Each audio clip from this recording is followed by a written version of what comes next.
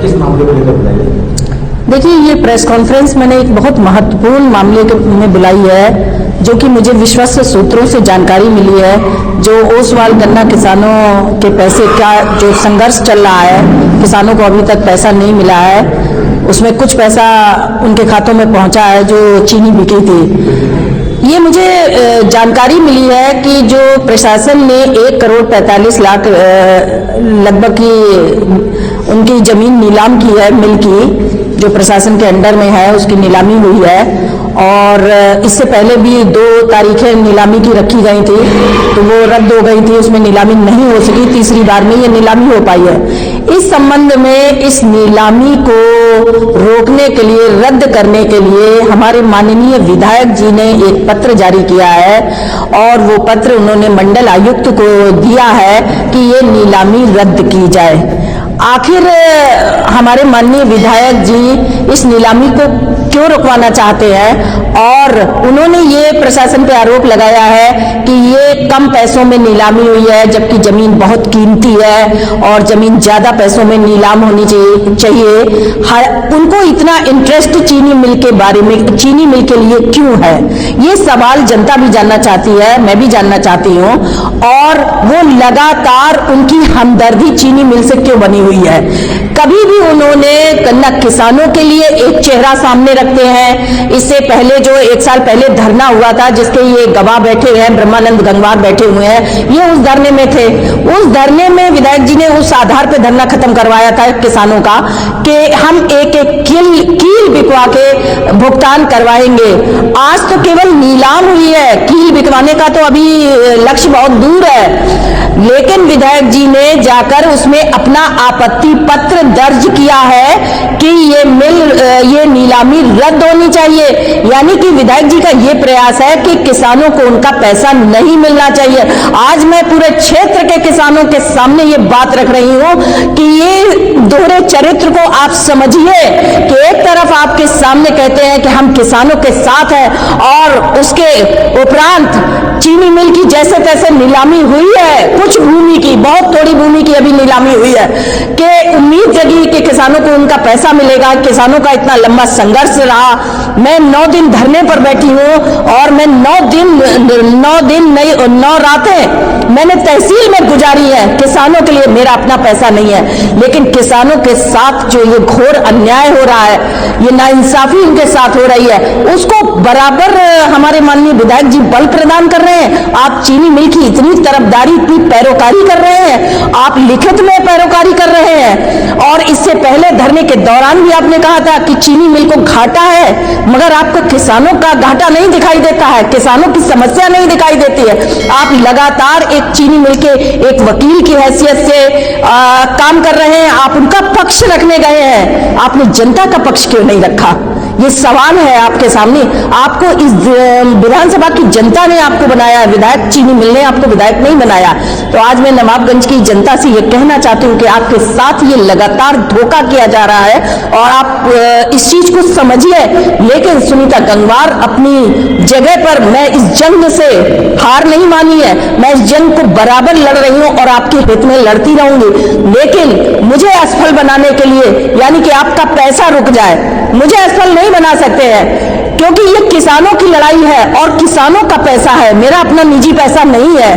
ये किसानों का पैसा ना मिल पाए, किसानों के साथ ये अत्याचार होता रहे, इसके लिए हमारे जनप्रतिनिधि जी वहां पर आपत्ति दर्ज करने गए, और ये मुझे प्राप्त हुई है, विश्वस्त सूत्रों से मुझे ये जानकारी मिली है, और मैं बहुत जल्द उसका ऑफिशियल तरीके से उस पत्र को हासिल करके मैं मीडिया के सामने सार्वजनिक करूंगी, और मैं किसानों के सामने भी इस चीज को सामने लाऊंगी, इसका प्रमाण आपको दूंगी। मैं बिना प्रमाण के कोई बात नहीं रखती हूं, और ये प्रमाण की जानकारी मुझे मिलते ही मुझे बड़ा अफसोस हुआ कि हमारे क्षेत्र में हमारे जनप्रतिनिधि किस तरह से जनता के साथ में धोखा कर रहे हैं। तो आपके इस पैसे की लड़ाई में सुनीता गंगवार हमेशा शामिल है, और मैं लड़ती रहूंगी जब तक आपका पैसा नहीं मिलेगा। आपके पैसे में रुकावट कौन बना हुआ है, इस चीज को आज मैंने आपके सामने उजागर किया है, इसलिए इसमें ज्यादा ताकत लगानी पड़ रही है। यदि ये रुकावटें ना होती तो आपका पैसा मिल जाता, और और आपका पैसा आपके ही विधायक जी नहीं चाहते हैं कि ये पैसा आपको मैं ब्याज के मिले, तो इसके लिए बराबर वो चीनी मिल के प्रति प्रयास कर रहे हैं, चीनी मिल से अपनी दोस्ती निभा रहे हैं। जैसे कि आप पूरे देश में सरकार मोदी जी है, हमारे प्रधानमंत्री जी है, अडानी के साथ अपनी दोस्ती निभा रहे हैं, उसी तरह हमारे माननीय विधायक जी चीनी मिल के साथ अपनी दोस्ती और अपना याराना निभा रहे हैं। जबकि उनकी जिम्मेदारी किसके प्रति है? उस जनता के प्रति है जिस जनता ने उनको विधानसभा में पहुंचाया है, इतने बड़े पद पे पहुंचाया है, इतना सम्मान दिया है।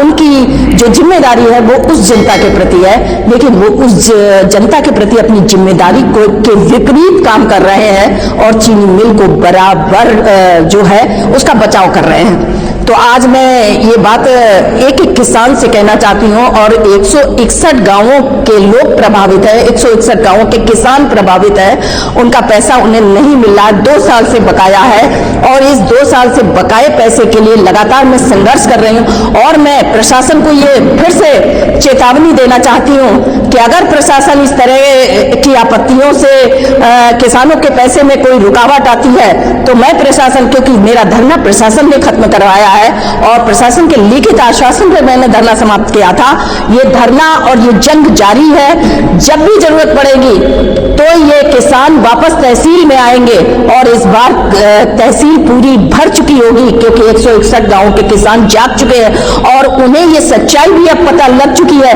कि उनके पैसे में कौन बाधा बना हुआ है, किसकी वजह से उनको पैसा नहीं मिल रहा है। इसलिए प्रशासन को अपना काम पूरी ईमानदारी के साथ और निष्ठा के साथ किसानों के प्रति अपनी जिम्मेदारी समझते हुए, क्योंकि ये जिम्मेदारी इस समय प्रशासन की है, मिल प्रशासन के अंडर में है, इसलिए प्रशासन की कोई भी लापरवाही, किसी भी आपत्ति का वो सहारा लेकर अपनी लापरवाही नहीं कर सकता है, क्योंकि प्रशासन की जवाबदेही है किसानों के प्रति और संस्था के प्रति है। उन्होंने लिखित आश्वासन पर धरना जब समाप्त कराया तो ये धरना उनके लिए हमेशा खड़ा रहेगा। और मैं एक बात बताना चाहूंगी कि धारा 153 की भी 163 की आड़ लेकर कि 163 लगी है इसलिए धरना नहीं होगा, क्योंकि ये मामला किसानों के पैसे का है और पहले से ये चल रहा है। तो जब भी अगर प्रशासन की लापरवाही सामने आएगी तो ये धरना किसान वापस तहसील में आएंगे। आपने कहा विधायक जी ने जो है विधायक जी को चाहिए, क्योंकि वो तो खुद किसानों की बात है। मैं प्रमाण के साथ ये बात कह रही हूँ कि उन्होंने आपत्ति दर्ज की है कि ये मिल बहुत सस्ते में जा रही है। एविडेंस क्या है? एविडेंस है, मैं बहुत जल्द आपको एविडेंस दूंगी इसका। बिना एविडेंस के मैं बात नहीं करती हूँ। उन्होंने ये आरोप ये कहा है कि ये मिल बहुत सस्ते में जा रही है, जमीन सस्ते में जा रही है। आखिर उनको क्यों इंटरेस्ट है सस्ते में जाए या महंगे में जाए? विधायक जी उसकी भरपाई कर दे, मैं ये पूछना चाहती हूँ, वो भरपाई कर दे इसकी। तो सर्किल रेट से नीचे पर नियम होता है कि सर्किल रेट से नीचे पे प्रशासन भी नीलाम नहीं कर सकता है, सर्किल रेट से ऊपर पे वो कर सकता है। जो भी उसकी मैक्सिमम बोली लगाएगा उसके आधार पर उसकी नीलामी हो जाएगी, ये नियम होता है। तो प्रशासन ने अपना काम किया है, लेकिन उसमें माननीय विधायक जी को आपत्ति नहीं दर्ज करनी चाहिए, क्योंकि किसानों के हित की बात थी, उन्हें किसानों का साथ देना चाहिए। लेकिन वो मिल को बचाना चाहते हैं, उनकी नीलामी को रद्द करवाना चाहते हैं। उनको इससे कोई मतलब नहीं किसानों का पैसा मिले या ना मिले। लेकिन जब प्रशासन अपना काम कर रहा है तो प्रशासन को जो काम हो रहा है आपको देखना चाहिए, विधायक जी को आपको देखना चाहिए। यही बात तो मैं कह रही हूँ कि प्रशासन इस चीज को देखे और इन आपत्तियों से अगर प्रशासन जो है उस नीलामी को रद्द करता है तो उसके लिए वापस किसान का धरना वहां पर होगा। मैं दोबारा धरने पर बैठ जाऊंगी। अगर विधायक जी ने नीलामी की बात की तो हो सकता है किसानों की हित की बात, नीलामी को रोककर कैसे किसानों का हित हो सकता है कि ये बात भी तो वो सार्वजनिक करें, क्योंकि अब तक 2 साल से किसान निराश हो चुके हैं, उन्हें पैसा नहीं मिला। अब तक क्यों नहीं उन्होंने पैसा दिलवाया और मिल का बचाव वो लगातार क्यों कर रहे हैं? अगला कदम आपको क्या रहेगा? मेरा अगला कदम है कि यदि इस नीलामी को रद्द किया जाता है किसी उनकी वजह से, उनके आपत्ति की वजह से, तो ये धरना फिर से आरंभ होगा। इस मामले में प्रशासन का क्या है? प्रशासन ने अभी कोई जवाब नहीं दिया, उसके जवाब का मैं इंतजार कर रही हूँ। अगर वो आपत्ति लगी है, प्रशासन का क्या जवाब आता है, प्रशासन उसको किस तरह से देखता है, ये आपकी बात में प्रशासन नहीं, अभी इस संबंध में बात नहीं है। मैं इस संबंध में मिलूंगी प्रशासन से, पत्र देंगे। हाँ लिखित में पत्र दूंगी और मैं इसका लिखित जवाब मांगूंगी।